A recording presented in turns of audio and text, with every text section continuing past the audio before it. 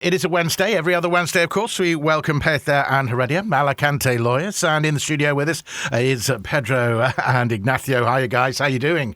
Hello. Good afternoon, everyone. Good afternoon. We're keeping an eye today on a big story here in Spain. It kind of has major legal complications, although everything seems to have been denied so far. A headline that I saw this morning, the Attorney General of the state is in court. What's he done wrong, or what's he being accused of?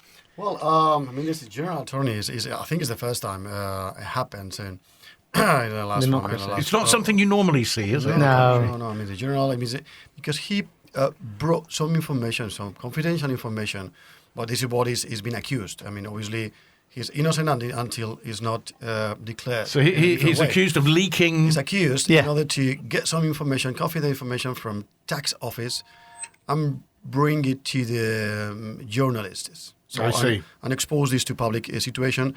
And that person that was brought those information is the partner, as the pareja, is the boyfriend of the president of a Comunidad de Madrid, which is a regional area in Madrid, which is Isabel Ayuso. So it's like different political parties and wanted to try something against this president of regional of Comunidad de Madrid in order to, We've seen a lot of this, damage. haven't we? We've seen a lot of this. Both parties, the main parties, the Partido Popular and the PSOE, attacking each other, or either each other's partners or each other's families to try and get at the people at the top that generally can't be touched. And certainly in the case of Pedro Sanchez at the moment, nothing seems to stick.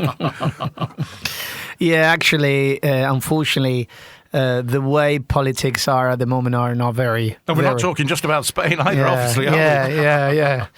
So, unfortunately, we had the public prosecutor being cross-examined today in Madrid High Court. And obviously, we were discussing that he only replied to the lawyers. To his lawyer. He didn't speak to the judge. He's got it right. When you go to a criminal court, you are investigated, because right now is a investigation phase. You have to go and declare according to the questions can be made. And you have the right to say, not to answer anyone or just to answer whatever you want. Whoever you want to and whatever you want to at the same time. And he did just answer to his lawyer, not to the judge, not to the prosecutor. Just to that. Yeah. Right. And he's denied what he was accused of. Basically, he said that he always deletes content from his mobile phones because he's not been able to provide the mobile phones that he's had in the past. He's changed his mobile phone 6 times in recent years for security reasons, he says, because it's a legal obligation when containing sensitive information. You've worked in the criminal courts, haven't you, Pedro? And you were saying earlier that you don't always get the truth anyway, because basically a lot of people just lie. Yeah, this is a right. It's a right. And right that is whenever you go to a criminal court, you know that you are accused and you are investigated at the end. You have a right. We say you have a right to lie. You have the right to say anything you want, or not to say anything. The right to silence. The right to silence. You have to be right to answer just your questions from your lawyer, from the prosecutor, or from the judge. You have that right. Obviously, is that whoever is accusing you, which normally is a public prosecutor, who has to defend and prove whatever is being accused. Yeah, there's a right to lie. And obviously in the criminal situations, everyone is prepared to say any argument is in their favor. That's right. Yeah, you can use any of the arguments. Not that we were saying that the Attorney General's lied today at all or anything, but I'm just saying that that's the way when you go through that process, that is your right. Interesting stuff, but it's gained a lot of headlines today here in Spain. So I just wanted to try and work out what was going on there. But this is we are going still on the investigation. So as far investigative as I know, stage. I think 11 people are being cross-examined plus him now, and then he will just jump into procedimiento abreviado, which is the second phase of the criminal procedure, which is a trial. I don't know what's going to happen, but if it's very clear, it's very objective, and the evidence are there, I think the case is going to be quite straightforward, because it's obvious, it's an objective crime. Is you've done it. If you could prove that secret or information has been transpired to the public, because you did the negotiation between one person and the public prosecutor on writing, That's another thing. I don't know why they put all these things on writing, when you have a court case. I mean, I always try when we negotiate with the public prosecutor just to see possible options the best for your client. I see. But I don't think that was very wise neither to put it on writing, all this, not because there's something wrong, it's because that email could be used, which is the case, for the wrong purpose, which is what has happened. What transpired is that the public prosecutor apparently did pass that email or that information to the press. So the whole thing is a secret. And then it's not a secret. It's confidential. Anymore. I mean, it's confidential information which from tax office, pass, yeah. and you cannot bring this to anyone. I mean, it's like not even if you are a general attorney. I mean, if that's the case, obviously, it's a bad situation. Well, it's unprecedented, really, to see the Attorney General in the court, and even more so for one to be dismissed for misdoing. Really, and the lawyer, I think, Pedro, the lawyer was the abogado del Estado.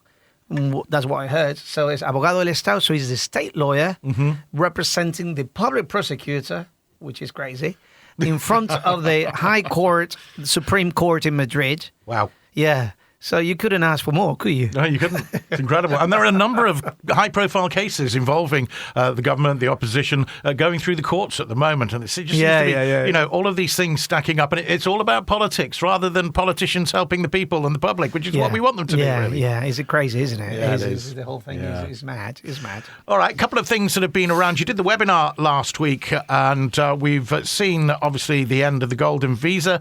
People are talking about Brits mainly turning to the non-lucrative visa now as well. But you've been looking at the social ties aspect of this as well, haven't you? Yeah, actually, we're still getting people who got the golden visa.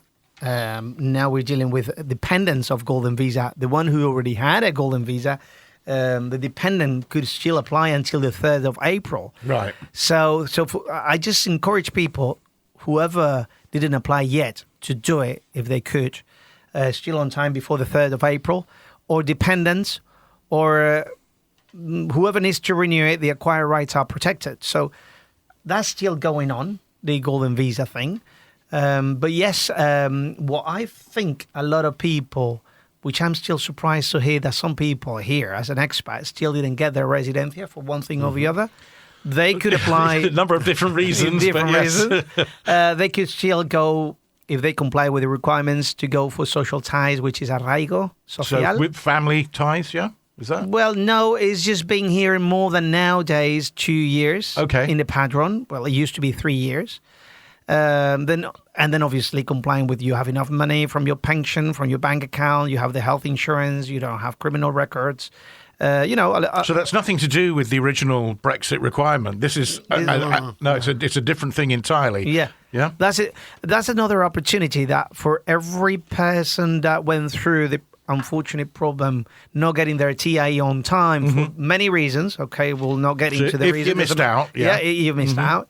And then you've been living in Spain for more than 2 or 3 years, depending where you are now. But now that with the new law, it's more than 2 years in the padron. Plus, having all these requirements, health insurance, non-criminal records, obviously padron, health insurance, passport, NI, to pay a tax, you could apply from here. So you don't need to go back to your home country, wherever you're coming from. So it's like the non-lucrative visa, exactly the same. But if you've been living here, irregular, more than 2 years. But so with the requirements, though. You always need to make it. Otherwise, you won't get it. But that's popular. So the non-lucrative, that's basically for people who want to live in Spain but without working or any professional activity whatsoever. Exactly. Yeah, the social ties, you have 2 options. You have the option to apply for a job because you've been living here for more than 3 years, well, in the old law, or not to work. So there is 2 different type of social ties. Okay. However, the non-lucrative visa is just for you not to work. Yeah, it is really focused for retiring people. People who are going to be retired and not to work, are not authorized to work. And we're still seeing that happening from non-EU countries, especially Britain. More Brits again last year than any other people moving. So, it's despite Brexit, it's still happening. Yeah, by the way, I heard, the other day I saw in a newspaper, but I didn't read it. I couldn't do it. I need to get into that situation where it appears that United Kingdom is going to start to have like some commercial agreement with the European Union. Yeah, so I did read about this. This is going to be like another room that in the near future, because of that, will happen the same as we have with Norway, Switzerland, Iceland, that at the end they are not European Union countries, but have the benefits in terms of getting residency to the European Union. But it will take time. It's a trade cooperation agreement, isn't it? So it's a bit difficult to see where we would get to as far as residency is concerned. It's a trade, it's commercial. But I think after that, maybe this will happen because it's going to happen anyway. I think it's going to happen sometime. We keep hearing about. This came up as you said over the last couple of weeks, and we were watching what was being said. And certainly, you hear from the UK politicians on both sides of the House saying, "Well, no, we're not going. No way we're going back into the EU, and certainly we're not going to have a customs agreement in that sort of respect, or whatever." This trade and cooperation agreement's a pretty loose affair, but you never know where we go from that. And the new Labour government have said that they will try and strengthen ties with the EU. So you never know what's around the corner, do you? No, actually. And we're already 5 years behind Brexit here. Well, after Brexit. Doesn't feel like it, does it? Because it was never ending. Yeah, it's never ending. But it's 5 years already. Oh, wow. So, and we're still here with the non-lucrative visas and renewals and the golden visa and all the things. Talking just before we came on air about major bank transfers. When you perhaps sell a property or buy a property, you need to move quite a large sum of money from one country to another, from Spain to the UK or UK to Spain. And generally, we hope that everything's straightforward and there are no problems with that. But it turns out that sometimes there are. Yeah. Unfortunately, all about the phishing strategy from the hackers, I just would like to just make sure that the audience is aware that their emails could be hacked at any time without them knowing, especially when they do bank transfer to whoever they need to pay. So they overtake their, call it, personality or email, and obviously they take full control. The hacker takes full control of it. You probably take for granted the person who's writing to you is correct or is the same person, but it's not anymore. It's somebody else. It's the hacker. So that's the way they do the phishing, what is called today. So you could end up transferring those funds to a completely different account than the one that you want to transfer them to. And there are cases where this has happened. Actually, we're dealing now with a big case. They transfer, it was between the vendor and the buyer. The transaction was 270,000 euros.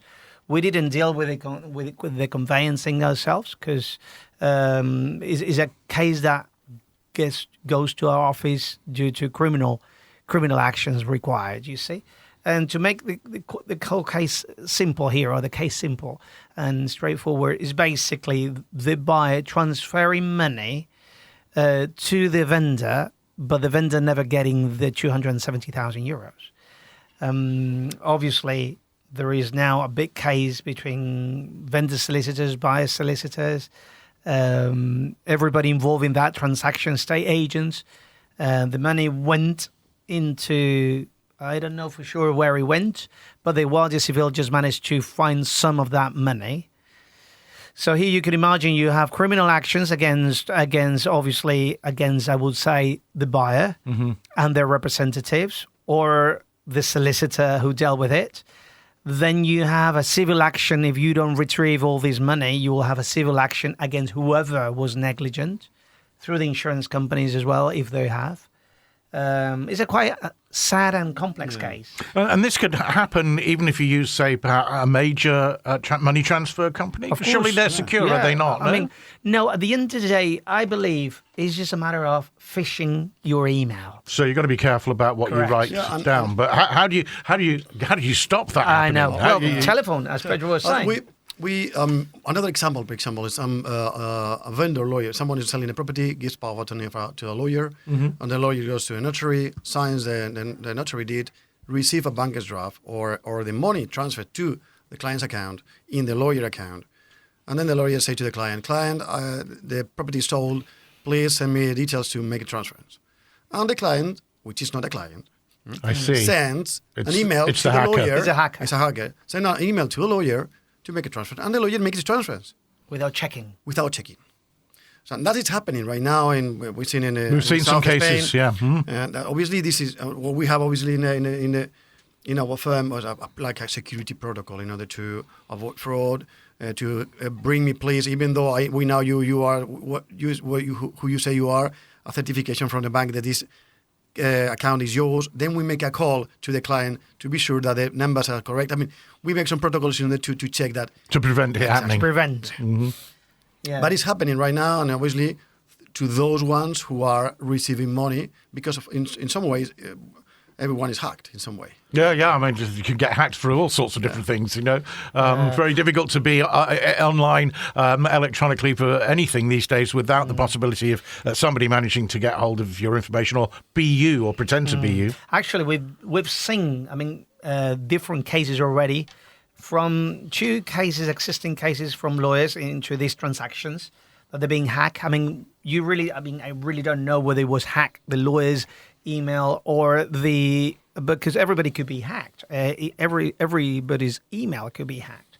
But if you're efficient and you prevent and you ring and you make sure that that account is yours, shouldn't happen and anything. Apply for certification and say, well, you the information you gave me before, now the bank account is changed. Why is changed? Mm-hmm. And then you make some investigation. Why? Who are you? Even though it's your client, maybe it takes some time, maybe it takes some weeks. Yeah. But you are sure that the money will be given to you. Yeah. Because without that, the lawyer or whoever is making the transference is negligent in that case. Yeah, it's responsible. So we really need to be careful, but not only the lawyers, we need to be careful. Even between you, Carl, and whoever, let's say you're going to pay the plumber or you're going to pay the carpenter, you're going to pay 3,000 euros, because I've seen these cases with carpenters as well. And then they transfer, I think it was 7,000 euros. And one person says, no, I did transfer to your account. And he said, no, I'm sorry, this is not my bank account. I said, well, I sent it to your email. And he's saying, no, it's not my email. Now, who's right and who's wrong here? Yeah. Wow. And who's responsible for this, because it's being hacked. So it's not a very easy... and development companies that are selling properties, and during the contract, they have to get paid. Yeah. And they receive an email, not this email, not this bank account, the other one. And people transfer that.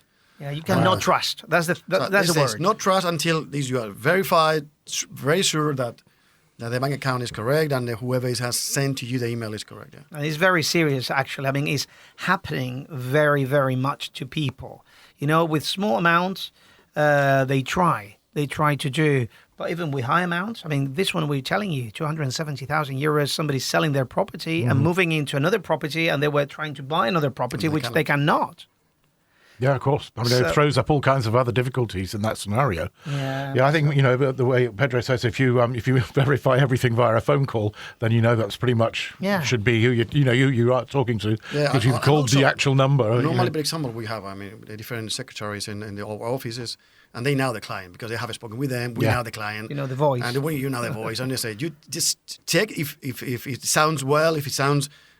because maybe you call to someone which is a national British with a British accent, and maybe you call someone and he speaks English but not with a British accent. Yeah, okay. Well, because they could send you through an email a different telephone. Just to put as much as effort possible in order to verify, because it's very important. Obviously, we are responsible if we hold money from clients when we represent clients out selling properties or whatever situation. And obviously, we take a much security and accuracy to understand that the client is the one who is going to receive it. But it's really... Actually, we have our client forms, and they sign our client forms with their handwriting and their number, right? So we are quite strict with it. But you brought a good point here. Probably they could send an email pretending that's not my telephone number. If you even trust that.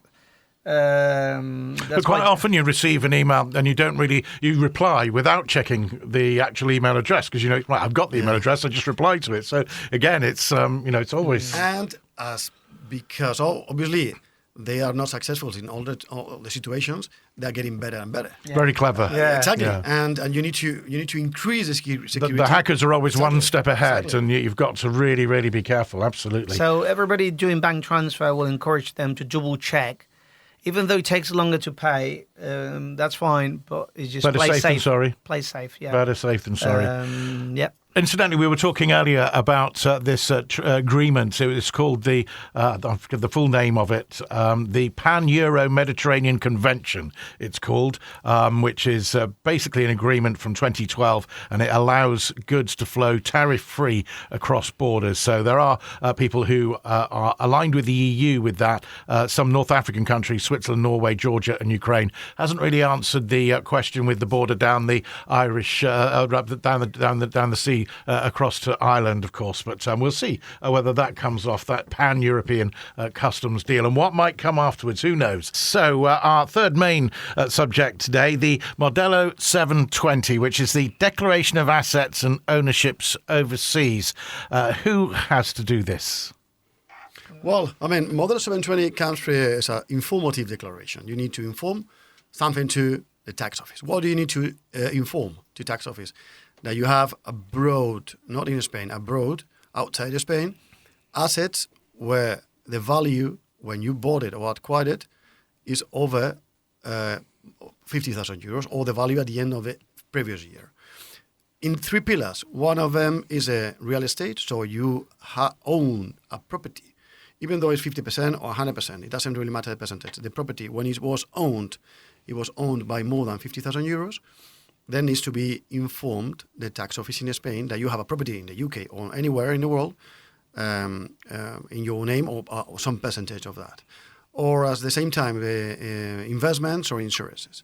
And the value, the previous year is more than 50,000 euros. So you need to inform. It's not a pay tax. You don't have to pay tax. You just have to tell inform the taxman. Because probably because you get some income from there. Maybe you have a property in the UK because you are renting it. Maybe you have some investment and you are getting an interest, or maybe you have some shares and you are receiving some dividends. Well, because all those income, as you are resident in Spain, you need to declare it in your tax declaration. When do we have the obligation? When do you have the obligation to declare the Modelo 720? Well, if you are tax resident the previous year, then you need to declare the following year. So that's 183 days, correct? Exactly. If you imagine that someone became resident at the end of 2023. Well, 2023 was non-resident and non-resident for tax purposes. In 2024, it started to be tax resident. So this year, 2025, needs to declare the Modelo 720 now, from January to 31st of March. But, for example, last year, maybe someone became resident at the beginning of a year and complies the requirements of being more than 193 days in Spain, so he's tax resident, then needs to do the Modelo 720. If someone became resident at the end of a year and do not comply for the 183 days rule, then do not have to do it this year, will have to be done the following year. Mm-hmm. But it's compulsory, it's an obligation. This may be done just one time and maybe sometimes some years, but if once you made the declaration and nothing changed, you don't have to do it every year. You have to do it in case that, for example, you have a bank account, which one of the pillars, is the bank accounts.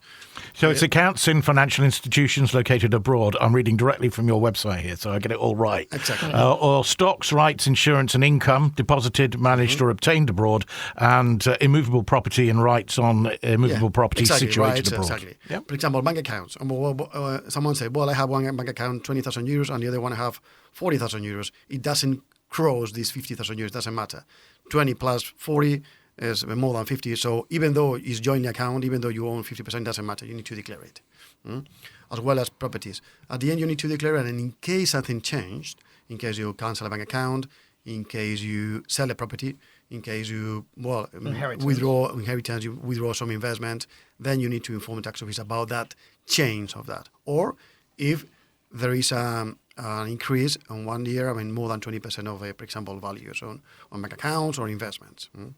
So if it's so is it for the sole owner, just the one person who owns these assets or these accounts that has to fill out one form? or if it's joint, if you have a joint account over 50,000 euros, you will still need to do it. Yeah. A joint Modelo 720 or two separate ones? It's always Separate. two separate, but It's always both are individual. Okay. responsible to do it. Yeah. Yeah, it's an informative declaration. In the old days, it used to be very, Yeah. very. At the end, it's informative dangerous. and control. I mean, obviously, tax office is going to know where are your assets with a minimum value of 50,000 euros together. So at the end, they will check if you are declaring your something about the property, something about the interest, dividends. I mean, any capital gain you may have. So in order to control if you are declaring really in your tax declaration as a resident in Spain about that. Actually, I think people shouldn't be afraid of 720.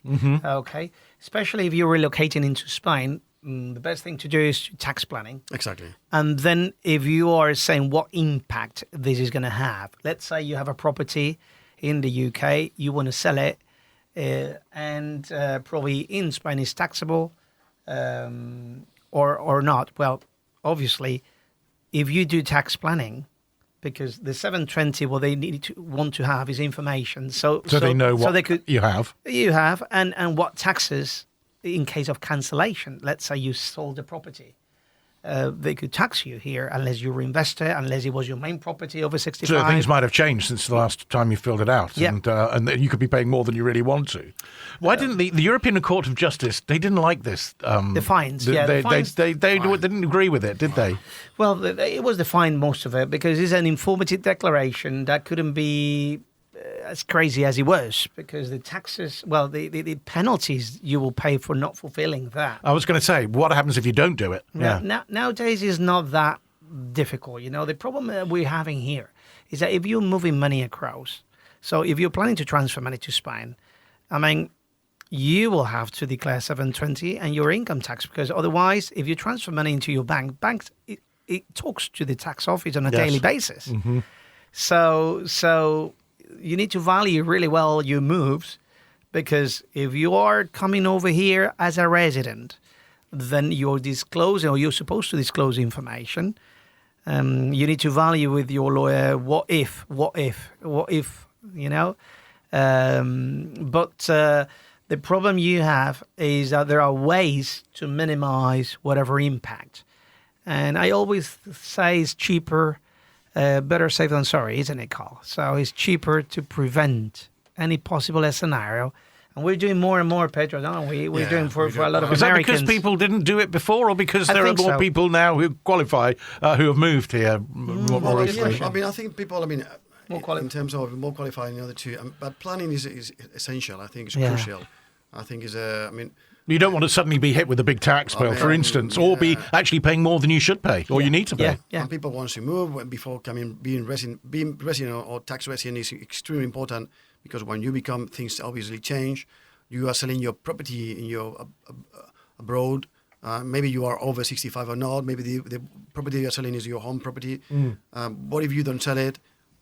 Do I get a benefit? I mean, all these situations saves thousands and thousands of euros. So ultimately, you would benefit if you stick with this 720. It's much better for the person with who's the planning, planning it out. tax planning. As long as Tax that's what it is. Everything planned. I mean, you know the route, you know the path, Yeah, and at and the then end you you know make what the decisions. steps, you know what is going to happen, so, and then you exactly. The cheapest thing they could ever do, and anybody could do, is be well advised. I mean, even if you don't be afraid to pay consultation, don't be afraid to pay a few, whatever. We're talking about thousands and thousands of euros in taxes. So what would it cost for a consultation just to just work out whether you should be filling out the 720 or some help perhaps to do it? Normally we charge 150 euros plus VAT for a consultation. But at the end of the day, I always say to Pedro, the value the client gets is so much that is nothing compared to. You see, we're talking about So that's the knowledge. is the knowledge yeah. and avoiding you to fall into whatever trap you might or avoiding fall. a big fine, for instance. Because we're talking about doing one movement, Carl. You could say, what I'm going to do next year. Well, we could do simulations to say, how much would it cost for me to become resident? Okay, with these figures. Okay, how much will be the wealth tax? How much will be as a non-tax resident? So you will give him already the path. as I Pedro understand. said. So it's all of the different possibilities, Possibilities, and and work then they them out choose. and see which one is going to be better for the client. Correct. ultimately. And to be confirmed about, I mean, because people listen and reads a lot and hears This morning, for example, I had a client from Europe, and he has moved. Actually, he has moved because it looks like he's going to receive some inheritance, and he was afraid about. He said, "No, I was going to receive like a 20-30% tax in Spain because," and we calculated it was 300 euros. Wow. So, what? Yeah. What? Yeah. Are you sure? And say, I put it in writing, no problem. I make a report if you want to. It's 300 euros because of it. There are many, many benefits on inheritance in this region, this time between children and parents. So he was like, wow, I thought it was going to be like 30%. The lack of advice. So I was going to say, it's back to people telling you things that they're perhaps not well skilled to tell you about. So we feel sorry for people who made the wrong decision because they didn't look And for it's their life at the end. you know, yeah. And unfortunately, some people get the wrong advice, but that's a different story, you see. But go for the best advice you could ever get, and then you make decisions in your life, and then you can say, well, I'm going to become non-resident because of these reasons. Okay, great, good for you. But in the old days, you used to get these people who just, as Pedro said, they just moved, and they just get the big bill because, oops, I didn't know. But now it's different. Now you can avoid a big bill. Especially now with the video conference we're doing around the world. Yeah. You avoid all these problems for a lot of people who are moving. Yeah. In the old days, that was not possible unless you come over here.